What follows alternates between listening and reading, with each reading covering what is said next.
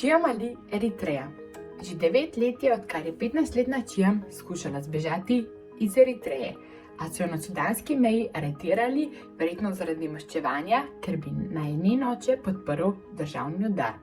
Od takrat naprej se je za njo izgubila vsaka sled, kot da je izpuhtela. Eritreja je znana po tem, da zapira ljudi v podzemne zabojnike, kjer trpijo zaradi ekstremnega mraza in vročine.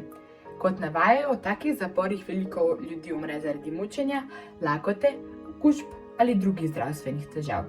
Kdo ve, kakšne grozote je pretrpela Čijam, ki je sicer odraščala v Eritreji, a je bila rojena v Los Angelesu in je ameriška državljanka. Jaz bom Napišem za pravice 2021 pisala ameriškemu zunanjemu ministru, naj uporabi svoj vpliv ter se zavzame zanjo. Naredila bom pa tudi solidarnostno objavo za družbena omrežja. Prosim, piši tudi ti.